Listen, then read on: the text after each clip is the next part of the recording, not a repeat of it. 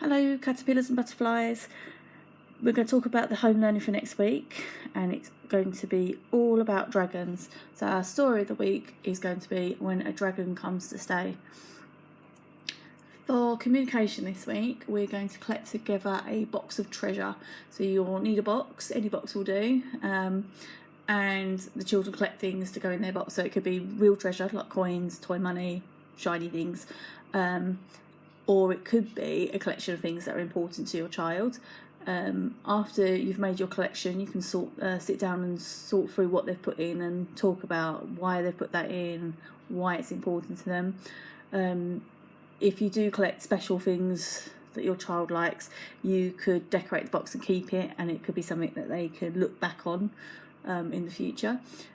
If you have a keepsake box already at home, you could maybe sit down, look through that together and talk about all the special things that you've already collected. PSED, we're going to use the story, and we're going to talk about what choices the dragon should make. So there's things like saying please and thank you, and the dragon not always doing his own thing, the right things. And so your child can suggest things that the dragon should do. So like the dragon should go to bed nicely, not throw toys around, and then you could maybe use these as part of your routine at home as well. For physical education, so our big movements, we're going to explore dragon movements, so flapping their wings, roaring. So what you could do is watch Zog again and see how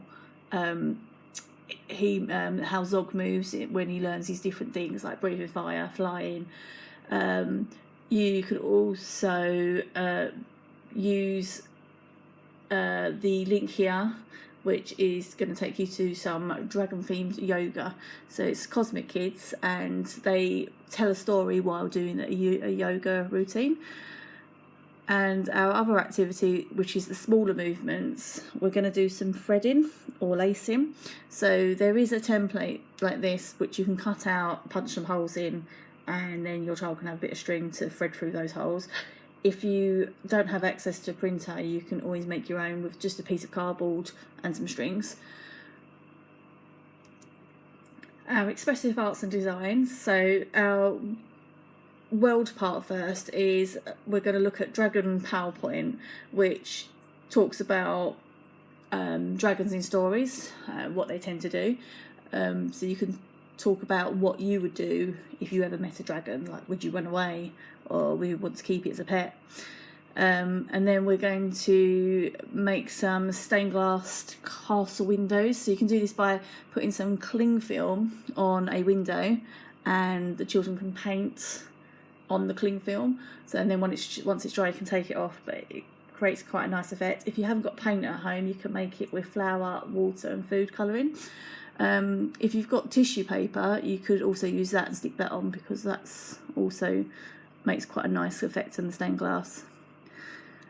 And then our other art activity, which is a little bit more tricky, is we've got this learn how to draw a dragon. So the children follow each step through. We did this last year in nursery, and we were very surprised about how good some of the drawings were, because it is a little bit trickier and it requires a lot of fine motor movement. In maths this week, we're going to do some castle animal sorting. So we've got a PowerPoint that talks about animals that lived in the castle and what their role was. And then we've got the animal sorting cards. So the children sort them into two groups to start with. So animals that lived in the castle and animals who did not live in the castle. And the children sort them out that way. And then afterwards you can explore other ways to sort them. So it could be animals with wings and animals without wings, or animals with 4 legs and animals with 2 legs.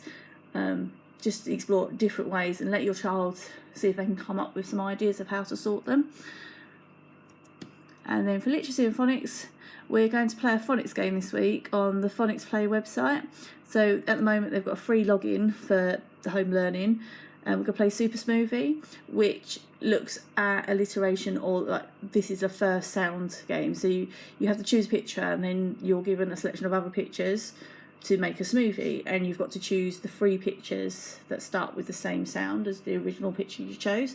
and if they get it right, then they will make a smoothie and an animal will come and drink it. We're also going to share some more dragon stories, so there's quite a few links, so I've put them in a separate document this week, so you can look through those. There's some nice ones where the dragon is sometimes a good character, sometimes not, and then to go back to what you would do if you ever met a dragon, you can maybe challenge your child to make up a story. So they don't need to write anything down for this. If they want to mark make, that'd be brilliant. But it could be that they tell you the story and draw a picture and you just write their story down underneath their picture. Or it could be that they act out their story and you could video it. There's lots of ways to do this. If you've got any questions about that, just pop us an email and we can give you some more ideas.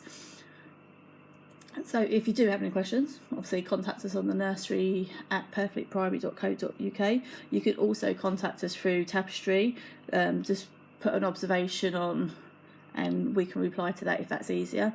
Don't forget to put any learning you do at home on Tapestry, because we love to see what you're getting up to at home as well. And it doesn't have to be just learning things, it could be anything. You might go out on a really great walk, take some pictures, send them to us.